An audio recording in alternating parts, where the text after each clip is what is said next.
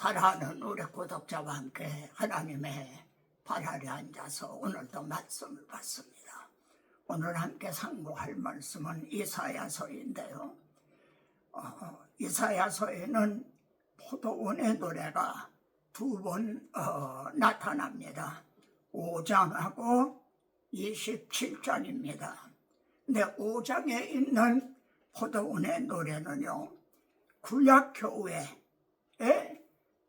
상황을 말씀하고 있습니다.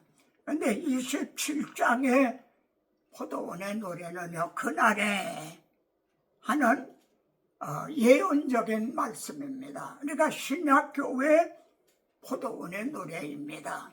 다시 간추리면 5장에 등장하는 포도원의 노래는 구약교회요, 27장에 그날에 하고 등장하는 포도원의 노래는 신약교회를 가리키는 말씀이다. 그럼 먼저 구약교회 포도원을 보면요, 이사야 5장 1절에 내가 사랑하는 자의 포도원을 노래하리라. 내가 사랑하는 자에게 포도원이 있으며 심히 기름진 사내로다. 그리고 땅을 파서 돌을 제하고 극상품 포도나무를 심었도다. 그 중에 망대를 세웠고 또 그 안에 술틀을 팠도다. 그리고 좋은 포도를 맺기를 바랐더니 들포도를 맺었도다. 여러분, 극상품 포도를 심었다는 거예요. 그런데 들포도를 맺었다.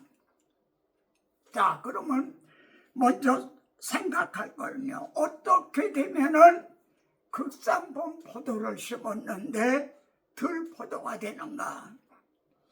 이 점이 신명기 22장에 모세의 유언과 같은 그런 말씀에 나타납니다.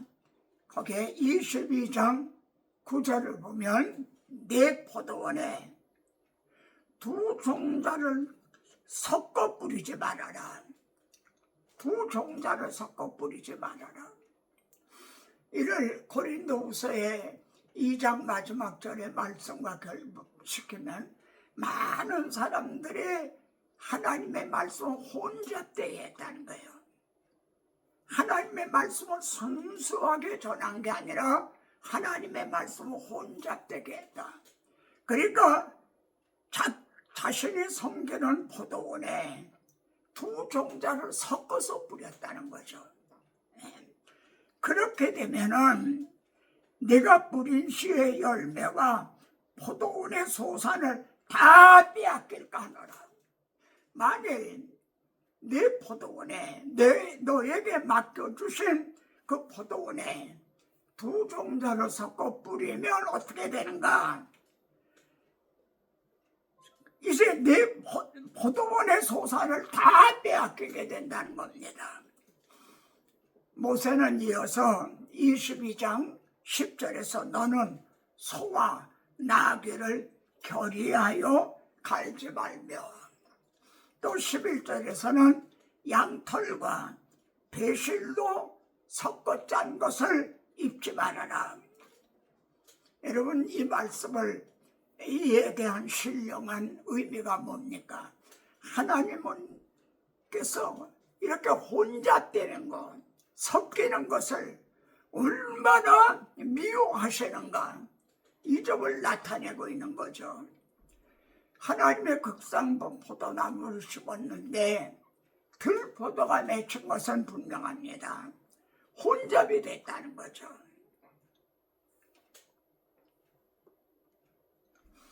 자, 그러면 두 번째로 생각할 것은 극상품 포도가 무엇인가? 하나님이 심으셨다는 극상품 포도가 뭔가? 1차적으로는 창세기 1장 2장이라 할 수 있어요. 아담 하와를 하나님의 형상대로 지으셨어요. 아주 극상품 포도원이죠. 하나님의 형상대로 지으시고 에덴 동산에다가 그들을 두셨어요. 에덴 동산, 심히 아름다운 이제 기름진 곳에 심은 셈인 거죠. 그리고 그들에게 생육하고 번성하여 땅에 충만하라 그러셨어요. 그런데 어떻게 됐나요? 사탄의 이제 유혹하는 말에 그걸 받아들였잖아요. 그러니까 혼잡이 돼버린 거예요. 그래서 결국 들포도가 돼버리고 말았죠. 그래서 이제 추방을 당하고 말았습니다. 그리고 두 번째로 극장부 포도가 뭔가? 그 후에 하나님은 아브라함에게 내가 이 땅, 가나안 땅을 너와 네 자손에게 주리라 이렇게 약속을 했어요.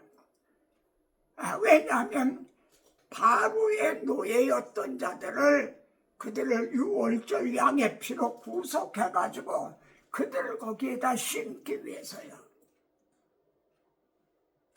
이것이 두 번째 의미라고 알 수가 있어요. 그런데 말입니다. 여기서 제가 주목하는 바는 극장부 포도라는 거예요. 극장부 포도. 그러면 바로의 노예였던 자들이 출애굽을 해서 가나안 땅에 이제 정착하게 된 거. 그리고 그들이 극장부 포도였느냐 묻게 되는 거죠. 그러면은 구약교회에 주어진 극장부 포도가 뭔가? 이걸 좀 넓은 구속사라고 하는 맥락으로 보면요, 주님께서 내가 참 포도나무요.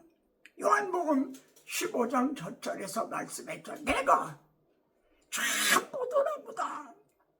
그런 이 말씀하고 결부시키면 어떤 뜻이 되죠?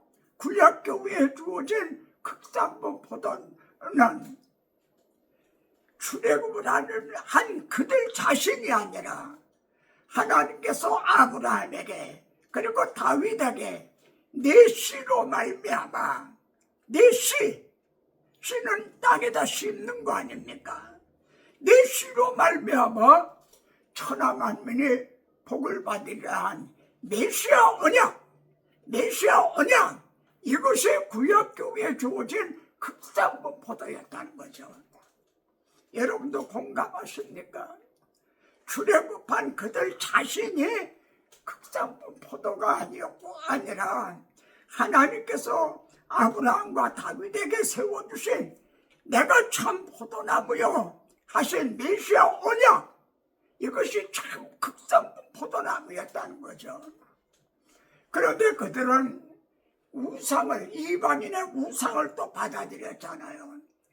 그러니까 포도원에 두 종자를 섞어 뿌린 것이 되죠. 하나님도 섬기고 우상도 또 숭배하는.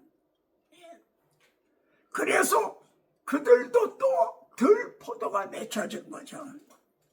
이것이 지금 5장에 나오는 구약교회 포도원입니다. 그래서 이사야 5장 5절에 보면 이제 내가 이 포도원에 어떻게 행할지를 너에게 이르리라. 들포도를 맺는 이 포도원 구약교회 어떻게 하실 것인가 내가 그걸 말하리라. 첫째, 울타리를 걷어버리겠다는 거예요. 하나님의 보호하시던 울타리, 이거를 철회하신다. 그리고 담을 헐어버린다. 여러분, 울타리를 걷어버리고 담을 헐어버리면 어떻게 됩니까? 막 짐승들이 침입해가지고 양떼들을 다 물어뜯고 그러는 거죠.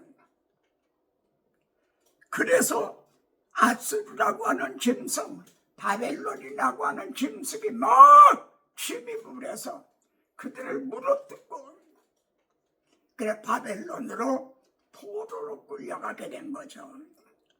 그럼 하나님의 일을 통해서 무엇을 하시려는가? 그 혼잣된 녹이 쓸었어요. 그거를 바벨론이라는 불가마 속에 넣어서 베리려고 그런 거죠. 녹슨 걸 베려버리려고. 그리고 이스라엘이요, 내 백성이 바다 모래가 들지라도 남은 자만 돌아오리라. 이 남은 자를 내가 좋은 무화과 같이 욥에 표현되냐면 내가 단련을 받은 후에 정금같이 나오리라. 하나님은 그 혼잡된 자들, 들포도가 된 그들을 바벨론 불가마 속에 넣어서 거기서 이제 애독을 다 제거하고 순수한 남은 자들을 또 있게 하셔서 그들을 통해서 하나님의 구원 계획을 이루어 나가시는 거죠. 이것이 이사야 5장에 등장하는 구약교회의 상태입니다. 그럼 이제 27장입니다. 27장은요, 그날에 이렇게 시작이 됩니다. 그날에 여호와께서 그의 견고하고 크고 강한 칼로 날랜 뱀 리오야단, 꼬불꼬불한 뱀 리오야단을 벌하시며 바다에 있는 용을 죽이시리라. 27장 첫 절은 그날에 용을 죽이시는 이런 일이 일어나게 된다는 거죠. 그리고 2절엔요, 그날에 27장 2절도 그날에 너희는 아름다운 포도원을 두고 노래를 부를지어다, 이렇게 말씀합니다. 자, 여기 두 가지가 나타났어요. 첫 절에서는 그날에 용을 죽인다. 꼬불꼬불한 뱀, 옛날 뱀이요, 용, 그 사탄, 이 사탄을 멸하고, 그리고 그날에 아름다운 포도원을 노래하게 된다. 그러면 이 예언이 누구를 통해서 성취될 말씀인가는 분명하죠. 예수 그리스도께서 우리와 같은 육신을 입고 오셔서요, 죽음을 통하여 죽음의 권세를 잡은 자 마귀를 멸하시며 옛뱀, 용을 잡으니 옛뱀, 마귀와 사탄이라고 하는 이걸 멸하시고, 그리고 죽기를 무서워하며 일생 동안 매우 종을 타던 자들을 놓아주려 하심이라. 그래서 아름다운 포도원 신약교회가 이루어진 거죠. 이사야 5장의 포도원은 구약교회예요. 그날에 하고 말씀하는 27장은 신약교회의 예수 그리스도의 십자가 부활을 통해서 이루어질 신약교회에 대한 그런 말씀이죠. 여기 27장의 3절에 보면 나 여호와는 포도원 지기가 되며, 그리스도 포도원 지기가 된다. 하나님의 포도원 지기가 된다. 이 점을 요한복음 15장에서는 내 아버지는 농부라. 왜? 내 아버지 하나님은 포도원 주인이시라. 그러지 않고 왜 농부라고 그랬나요? 자기 아들을 극상무 포도로 이 땅에 심으셨기 때문에, 하나의 미랄이 땅에 떨어지게 하셨기 때문에 내 아버지는 농부라. 주님은 나는 참 포도나무요, 내 아버지는 농부라 그러십니다. 그리고 27장 4절에서는 나는 포도원에 대하여 노함이 없나니, 노함이 없다. 여러분, 아까 구약의 포도원 5장에서는요 탑을 헐어버리고 울타리를 다 철거해버리고, 그래서 짐승들이 와서 다 짓밟히게 하리라. 그걸 하나님의 진노하신 거죠. 무엇 때문에 진노하셨어요? 그들이 이 메시아 언약을 지키지 않고 우상을 숭배한 혼잡되게 했기 때문에 하나님이 진노하신 거죠. 한마디로 죄 때문에 진노하셨어요. 근데 27장에 등장하는 신약교회에 대한 그 예언에는 나는 노함이 없나니 그러십니다. 어떻게 해서 진노함이 없나요? 어떻게 해서 그리스도 예수 안에 있는 자에게는 정죄함이 없나요? 예수 그리스도께서 곧 이때에 하나님의 의로우심을 자기 아들에게 나타내셨다. 우리들에게 쏟으셔야 될 하나님의 진노를 자기 아들에게 대신 담당하게 하셨다. 그러므로 나는 노함이 없나니, 그리고 진내와 가시가 나를 대적하여 싸운다 하자. 내가 그것을 밟고 불사리라. 내가 이 교회에, 이 반석 위에 내 교회를 세우리니 음부의 세력이 이기지 못하리라. 그런 뜻인 거죠. 자, 그러면 여기서 또 문제가 이제 질문이 주어집니다. 그런 신약교회 성도들은 극장본 포도가 열렸는가? 오늘날 신약교회 성도들이 극장본 포도나 할 수가 있는가? 우리 주님이 나는 참 포도나무요, 너희는 내 가지라 그러셨어요.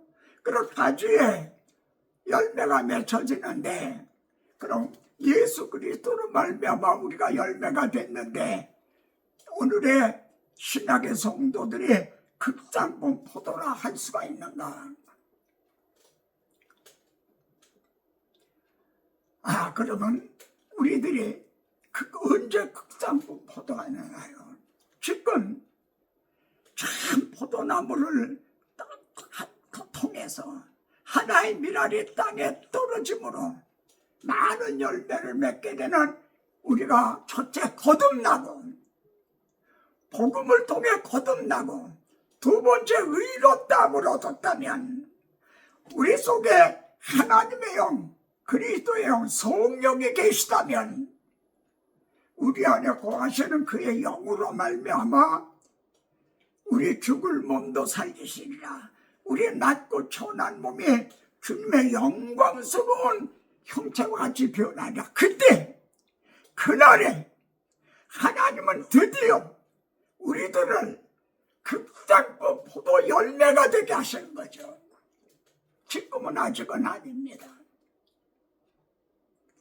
그러나 너희 속에 착한 일을 시작하시니까 그리스도의 예수의 날까지 이루실 줄을, 극장본 포도가 되게 하실 줄을 나는 확신하노라. 그래서 여러분, 요한복음 15장을 좀 한번 꼭 찾아보시기 바랍니다. 내 안에 거하라. 나도 너희 안에 거하리라. 지금은 그럴 때입니다.